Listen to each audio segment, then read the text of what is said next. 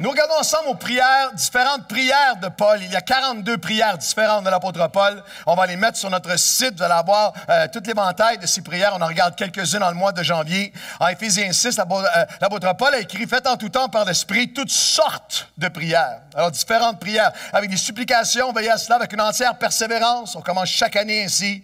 Et prier pour tous les croyants. Toutes sortes de prières. Les prières de Paul, écrites, inspirées par l'Esprit de Dieu, il y a 2000 ans, sont tellement actuelles, tellement pertinentes, applicables, nécessaires et porteuses de vie pour nous aujourd'hui. L'apôtre Paul a prié pour les autres, mais il a aussi reçu la prière.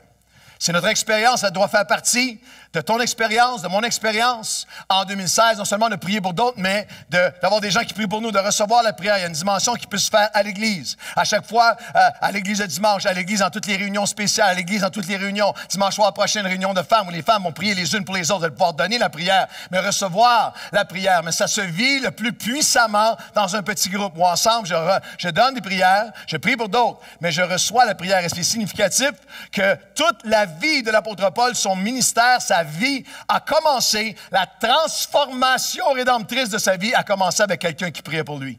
Avec un simple disciple du nom d'Ananias. Paul était un enragé contre Dieu, contre Jésus. Et alors il est face à face avec Christ sur la route de Damas, il est conduit comme un aveugle dans une maison. Et un simple disciple du nom d'Ananias va prier pour lui. Saul, mon frère, le Seigneur m'a envoyé pour prier pour toi. Un simple disciple qui a prié. Paul a donné la prière, mais il l'a reçue et sa vie a été transformée. Personne ici n'est appelé à combattre seul. Laisse-nous prier avec toi et pour toi. Et personne ici n'est appelé à prier que pour soi-même. Tu es appelé dans ta vie chrétienne, que ça fasse 1 mois ou 20 ans, d'avoir comme une partie intégrale de ta vie où tu pries pour d'autres personnes. Où tu pries. Dites à la personne près de vous, j'ai besoin que tu pries pour moi. Dites ça à la personne près de vous. Et j'ai besoin de prier pour toi aussi. Il a prié pour les autres et reçu la prière. Il a inspiré d'autres par ses prières. Nous en sommes inspirés encore 2000 ans plus tard. Mais il a lui-même été impacté par la prière de d'autres. C'est fascinant de voir, par exemple, que l'apôtre Paul n'a jamais oublié la prière d'Étienne. Vous dites, qui était Étienne? Alors que l'apôtre Paul était un persécuteur, un intégriste religieux qui avait les mandats en main pour la lapidation, pour l'assassinat de chrétiens. Il y a un homme, un simple serviteur dans l'Église qui servait aux tables, un ancien, un diacre, qui s'appelait Étienne, un homme rempli du Saint-Esprit et qui s'est fait mettre sous arrestation. Et alors que la foule est là, les pierres à la main, Étienne a prié à voix haute pour eux, a prononcé un message, a prié à voix haute pour eux. Et alors que les pierres sont le déchiqueter. On a pris le vêtement souillé de sang de Étienne pour l'amener aux pieds de celui qui était Saul de Tarse, qui est devenu l'apôtre Paul. Et c'est fascinant que des années plus tard, après que Paul est converti, après qu'il est devenu un serviteur de Dieu, lorsqu'il est à Athènes, dans l'Aréophage, vous avez, alors qu'il est en train d'apporter l'Évangile à d'autres, il répète la prière d'Étienne mot à mot. On la trouve dans Acte 7 et on la retrouve dans Acte 17. Le Dieu qui a fait le monde et tout ce qui s'y trouve, lui qui est le Seigneur du ciel et de la terre, n'habite pas dans des temples faits par les hommes. Il habite dans des êtres humains. L'apôtre Paul avait entendu la prière d'Étienne. C'est là qu'il a entendu pour la première fois. Elle avait marqué sa vie. Je veux dire à chaque personne ici, que tu sois à l'église, que tu sois tout seul, à ta maison, que tu aies des frissons, que tu n'en aies pas, que tu ressentes quelque chose ou non, tes prières ont un impact. Ils ont un impact sur le ciel. Ils ont un impact sur l'enfer, ils ont un impact sur des personnes. Quelqu'un devrait dire oui. Tes prières comptent et font une différence. Les prières de Paul, il a prié 42 prières. Il a prié seul. Il a prié en petits groupes. Il a prié au temple. Il a prié dans des maisons. Plusieurs des églises ont débuté dans des maisons. Il a prié comme nous avons besoin de le faire parfois à minuit, au cœur de la nuit, dans une cellule où il se sentait captif, comme vous et moi. Il a prié dans une tempête, comme vous et moi. Il a prié dans son désert. Il a prié après un naufrage, alors qu'il a été mordu et que le poison mettait sa vie en danger. Il y a un endroit où il y a un naufrage, il se retrouve sur une île, et il est mordu, et alors que le poison commence à l'envahir, l'apôtre Paul prie pour la protection de Dieu. Et la question est, qu'est-ce que tu fais, toi?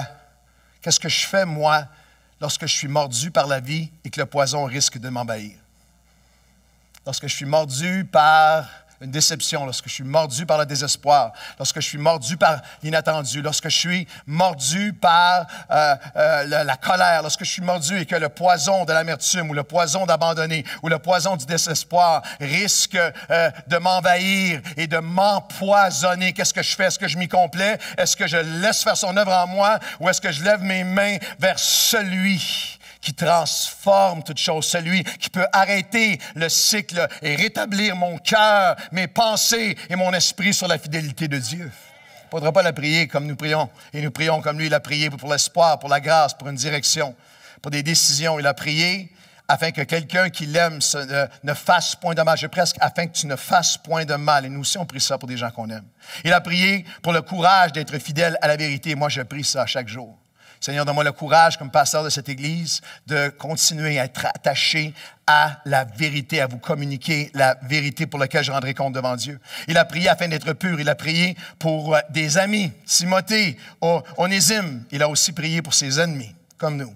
Il a prié pour la paix, pour la patience. Il a prié pour du progrès. Il a prié pour plus. On a commencé la semaine dernière et ce matin, complétons cette pensée de la prière pour plus. Éphésiens 3, si vous n'étiez pas la semaine dernière, allez chercher le message sur Internet. Alors, celui qui peut faire, par la puissance qui agit en nous, infiniment au-delà. Voulez-vous dire à voix haute, infiniment au-delà? De tout ce que nous demandons ou pensons, à lui soit la gloire dans l'Église, en Jésus-Christ, dans toutes les générations, jusqu'à l'Église Nouvelle-Vie de Longueuil en 2016. Et l'Église Nouvelle-Vie dit... Il a prié pour plus de ce que Dieu peut faire. Ce que Dieu peut faire. Si vous dépendez seulement de vos connaissances, de votre éducation, vous allez voir ce que vos connaissances et votre éducation peuvent faire.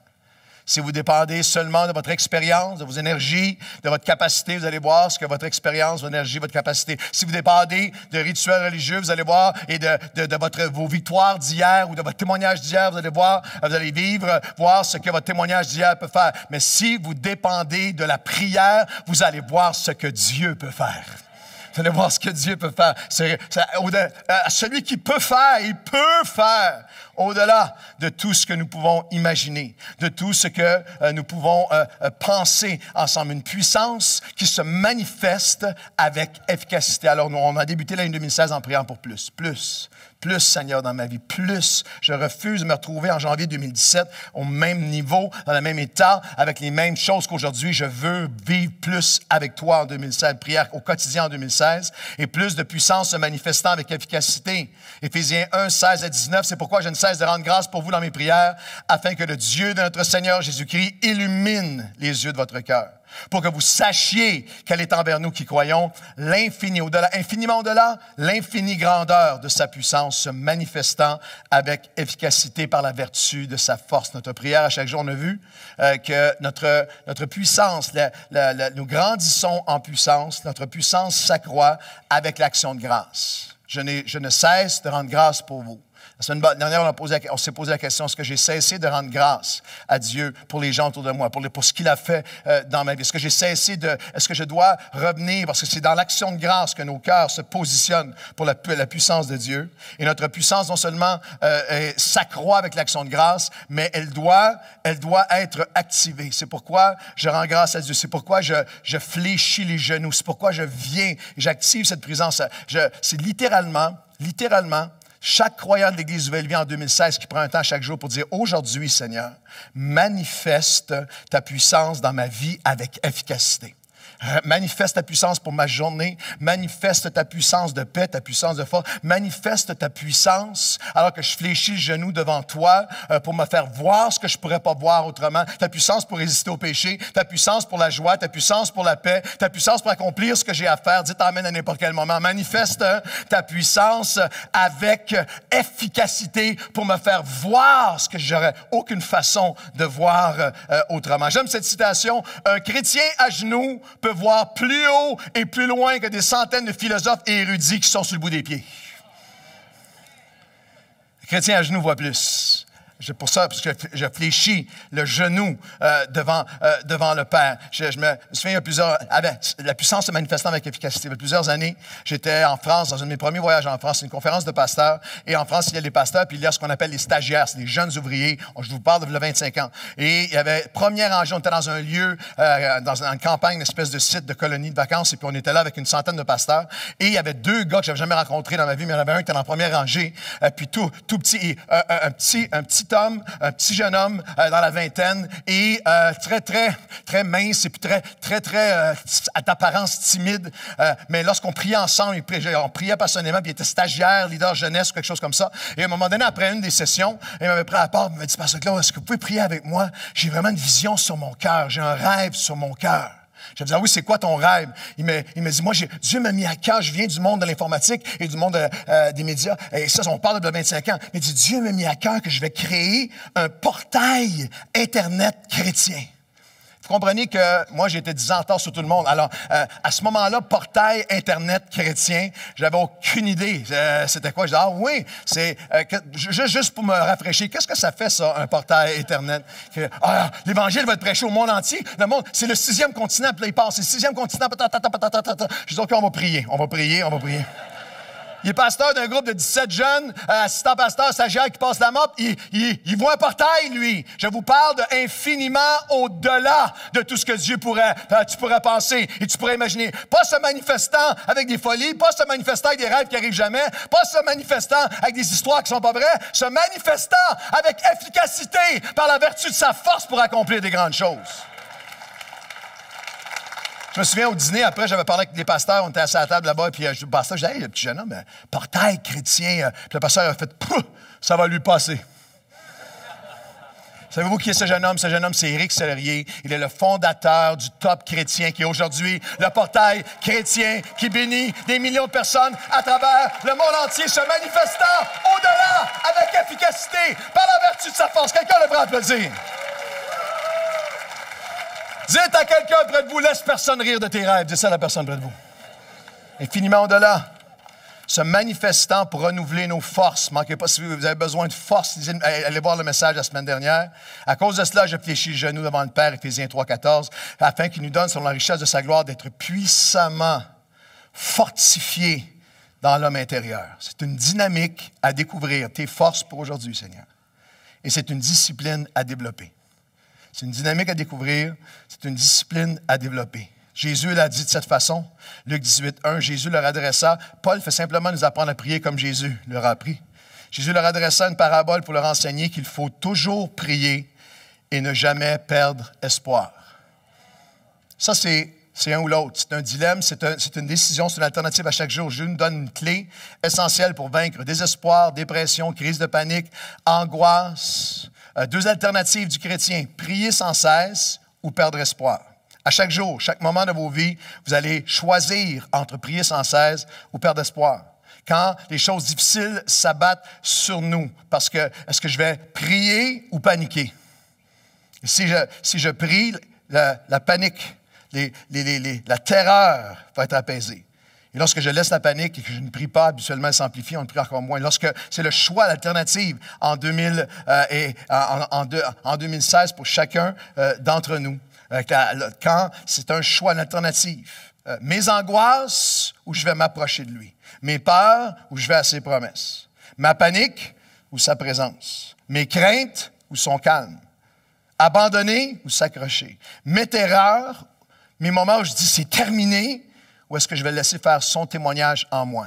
Et nous sommes toute une équipe de soins pastoraux. On est là pour vous aider, on est là pour vous soutenir, on est là pour vous écouter, on est là pour vous prier, on est là pour vous aider à toutes les étapes. Mais il y a une portion comme chrétien que personne, qu'aucun conseiller, que 50 sessions ne peut pas faire pour toi. Tu dois apprendre, tu dois croire, tu dois accepter que c'est le choix à tous les jours. Je vais prier sans cesse ou je vais perdre espoir. Je vais prier ou perdre espoir ou prier. Et je crois de toutes mes forces pour avoir vu à travers le monde, dans ma vie, des milliers, dizaines de milliers de personnes, quels que soient les niveaux d'angoisse, d'opposition, de dépression, d'oppression, qu'il y a chaque jour la personne qui va devant Dieu, qui dit, Seigneur, je prie maintenant, viens me fortifier, l'infini grand grandeur de ta puissance, se manifestant avec efficacité dans ma vie. Viens faire ton œuvre en moi. Viens me fortifier dans l'homme intérieur. Aujourd'hui, tu vas trouver pour chaque jour une force de Dieu. Tu ne perdras pas espoir. Il est capable de donner des forces aux plus faibles et de les sortir de ce qu'ils étaient. On a eu plusieurs témoignages qui sont entrés déjà,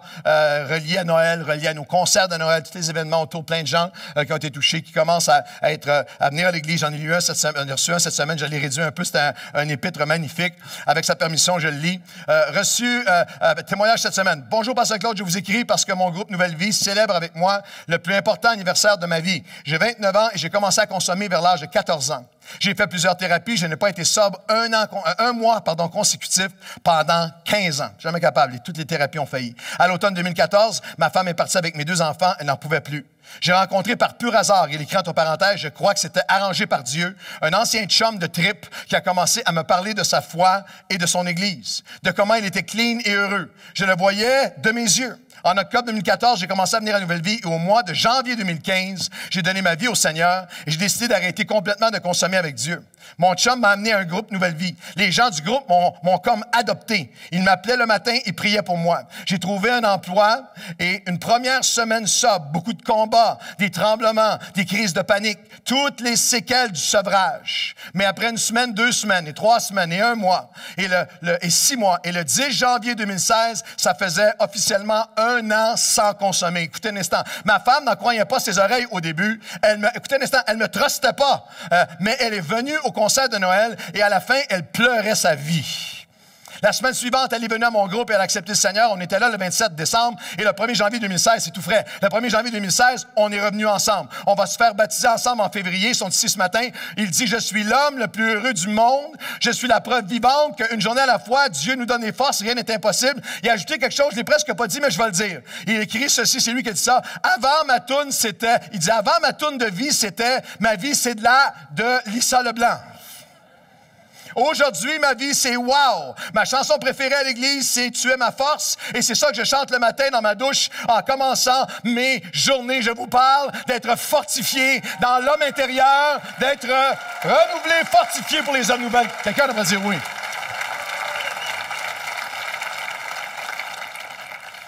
On parle d'une force d'une puissance pour renouveler nos forces et plus de puissance pour ramener à la foi. Pour ramener à la foi.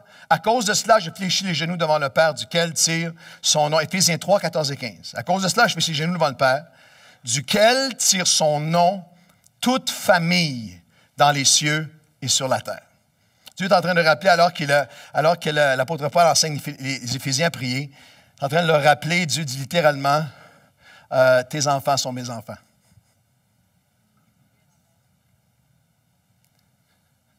Ta famille est ma famille.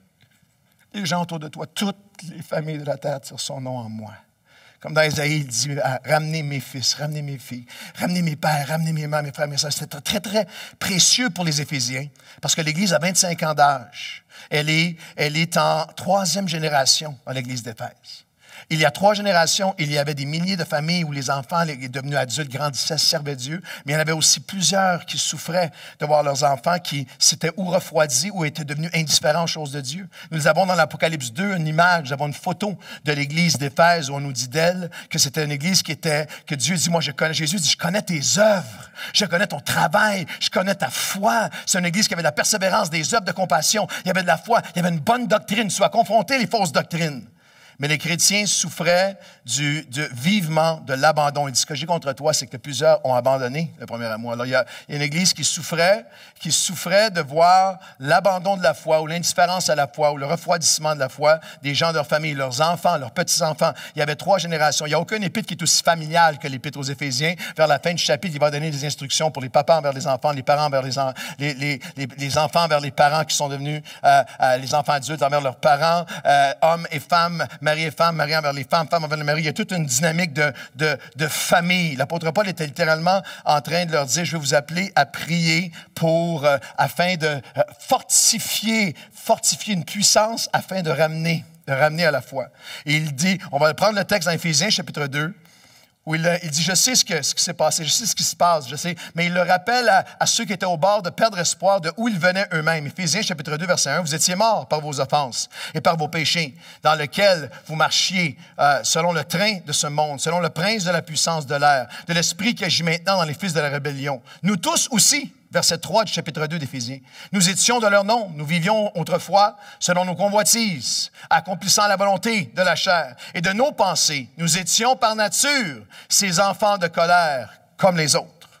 L'apôtre Paul dit aux croyants, la puissance, on va prier ensemble pour plus de puissance afin de ramener à la foi. Que le fasse aux gens autour de nous, proches de nous, autour de nous, qui se sont éloignés ou qui ne connaissent pas le Seigneur. Ne pas abandonner, ne pas se culpabiliser, ne pas se blaser, ne pas accepter, ne pas tomber dans le fatalisme, ne pas désespérer. Mais il dit, rappelez-vous ce que Dieu a fait pour vous. Il dit, nous étions nous aussi. On était nous-mêmes aveuglés. On était nous-mêmes, on marchait selon le train de ce monde, selon l'éthos, selon les valeurs, selon la pensée antichrist qu'il y avait dans ce monde. Nous aussi, nous étions du nombre. On vivait selon nos convoitises. On était par nature des enfants de colère. C'est très, très personnel pour Paul, Saul de Tarse, lorsqu'il dit ça. Nous aussi, nous étions. Moi aussi, j'étais.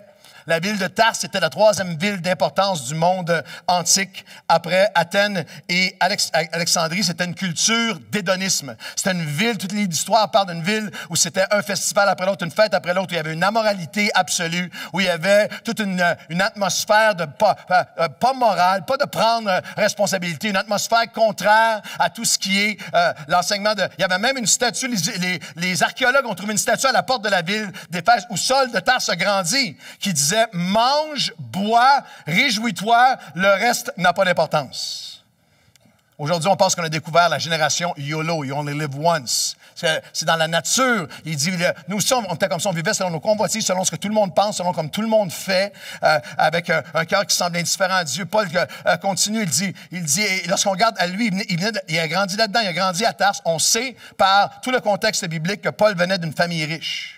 Le droit de propriété, le droit de citoyenneté romaine qu'il possédait était un droit qui était donné génération en génération, un droit extrêmement coûteux, acquis par seulement les familles les plus fortunées et influentes. Alors, il a grandi avec tout ce que le monde avait à offrir de meilleur. C'était un homme qui était privilégié.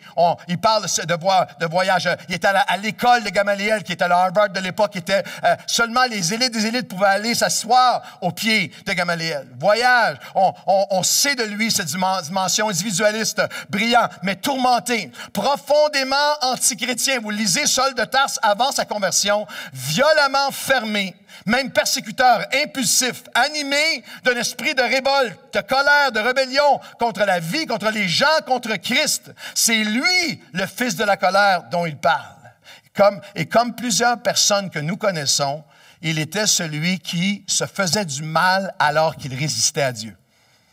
Lorsqu'il raconte son témoignage, l'apôtre Paul dira plus tard, lorsqu'il raconte son témoignage, j'ai entendu la voix du Seigneur, acte 26, 14, puis il me dit, en langage hébraïque, Saul, Saul, tu te blesses toi-même, tu te fais du mal en résistant, en regimbant contre les aiguillons. C'est fascinant parce que Paul avait grandi en hébreu.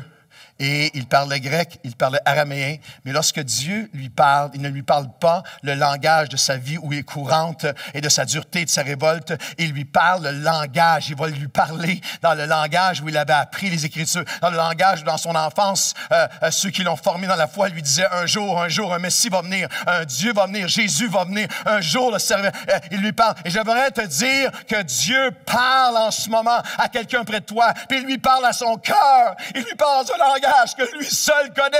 Il va aller le chercher là où il est. Mais tu dis, je le sais, je le vois se faire du mal. Je vois mon fils, je vois mon petit-fils regimber contre les aiguillons. C'est une image de l'animal qui avait des pics pour le diriger dans la bonne direction. Puis lorsqu'il s'en allait et qu'il était rebelle, il se blessait. Quelle souffrance pour les gens d'Éphèse jusqu'à nous aujourd'hui de voir des gens qu'on aime se faire du mal alors qu'ils résistent à Dieu. J'aimerais vous dire ici aujourd'hui que les aiguillons sont à l'œuvre pour les ramener au Seigneur. Il y a toutes sortes d'aiguillons en ce moment que vous ne voyez pas autour des personnes pour lesquelles vous priez. Il y a les aiguillons du témoignage chrétien. Ils ne veulent pas l'admettre, mais ils savent ce que Dieu a fait dans votre vie et ça pique à leur cœur et les dirige vers Dieu jour après jour. Les aiguillons de leur doute intérieur face à leur opposition farouche à Jésus. Je veux rien savoir de ça et le doute dans son cœur qui bat. Les aiguillons de l'amour, de votre gentillesse, de vos prières, les aiguillons de votre pardon, de votre patience qui piquent et piquent à leur cœur et piquent à leur cœur pour les amener vers Dieu. Les aiguillons des rencontres divines que Dieu leur fait avoir avec des chrétiens que vous ne savez même pas. Que Dieu met des chrétiens sur leur chemin. Dieu met des gens autour d'eux. Je me suis fait dire ça tellement de fois dans ma vie par des jeunes rétrogrades. Partout. Ma mère, elle priait. Partout où j'allais, il y avait des chrétiens qui arrivaient. Je parle avec un couple de chrétiens que leur jeune fille adulte est avec un jeune homme qui fréquente un jeune homme qui ne connaît pas, qui est nouveau chose de Dieu ou qui ne connaît pas vraiment chose de Dieu. Puis les parents prient, Seigneur, montre-toi. Et lorsque tu parles à un jeune Québécois, tu lui dis, Dieu est très personnel. C'est un Dieu en Jésus-Christ qui est personnel, ici. Et les Québécois moyens écoutent ça. Puis, wow, Dieu personnel, c'est spécial un peu. Et ce couple-là, alors que les parents prient, ce couple-là, ce jeune couple était en voyage ensemble, s'en vont de Montréal jusqu'à dans le sud des États-Unis. Et ils sont en voiture ensemble avec les parents qui prient, et là, ils frappent une tornade, ils frappent la grosse tornade que vous avez vue dans les Carolines, les inondations. Sur la route, l'auto est inondée et l'auto est scrap, l'auto est perte totale. Ils sont sur le bord de la route, complètement perdus, dans le milieu de nulle part, dans le fond du bois de la Caroline, alors qu'ils sont là dans le fond du bois, complètement perdus. Au fond du bois là-bas, qu'est-ce qu'on va faire? Le policier arrive, le trooper arrive, bonjour, vos papiers. Il va falloir qu'on fasse remorquer votre voiture. Ils sont perdus, on va voir aller où? Il pleut, c'est l'horreur. Les vents qui arrachent les arbres. Et le policier dit, si vous voulez, je peux vous amener chez nous. Le policier, certains d'entre vous, vous dites jamais, j'irai coucher chez un policier, voyons donc. Puis les policiers qui sont d'ici, que je connais, que je voudrais aller chez eux, les policiers sont formidables, mais lui, c'est un policier spécial, en milieu de la tornade. Si vous voulez venir coucher chez vous, oh oui, vous êtes pris, il y a des hôtels, il n'y a pas d'hôtel, il n'y a rien, venez-vous-en. OK. Et lorsqu'ils arrivent à la maison, le policier et sa femme sont des chrétiens. Commence à parler du Seigneur, commence à prier pour eux, leur dit, ça doit être le Seigneur qui vous a conduit. Le jeune homme est assis là un peu étourdi. 3 jours, il a resté 3 jours, la prière, le témoignage, pendant 3 jours avant de les remettre sur la route en priant pour eux. Seigneur, merci de les avoir conduits jusqu'à nous. Je suis en train de te dire qu'il y a des aiguillons qui travaillent le cœur de quelqu'un que tu aimes. Il y a des aiguillons qui travaillent son cœur en ce moment. Dieu est en train d'agir dans sa vie. Prie et crois. Quelqu'un va dire oui. Les aiguillons de l'œuvre de l'Esprit de Dieu et de ses plans éternels. Les aiguillons de l'apôtre Paul finit le verset que je vous ai lu tantôt avec nous étions nous aussi marchant selon le train de ce monde, par nature, des enfants de colère, comme les autres. Éphésiens chapitre 2, verset 3. Mais Dieu. Vous pouvez vous dire à voix haute avec moi, mais Dieu. Dites-le comme si vous le croyez. Mais Dieu. Mais Dieu. Mais Dieu. Si vos enfants ou vos jeunes, si vous... Faites-leur pas peur, faites-les pas paniquer, mais il y a quelqu'un près de vous que vous voulez vous prier pour en ce moment. Commencez à prier en disant, toi là, mais Dieu. Mais Dieu. Puis c'est pas seulement mais Dieu. J'aimerais vous lire la suite. Et là, je n'aurai même pas besoin de dire amen. Vous avez quelque chose qui va monter dans votre cœur. Oui, enfant de rébellion, le convoitise de ce monde, enfant de colère. Mais Dieu, qui est riche en miséricorde, à cause du grand amour dont il nous a aimés, nous qui étions morts par nos offenses, il nous a rendus à la vie. Il nous a ressuscités ensemble afin de montrer dans les siècles à venir l'infinie richesse de sa grâce par sa bonté envers nous qui croyons en Jésus-Christ. Mais Dieu va les ramener à la vie. Mais Dieu va les ressusciter.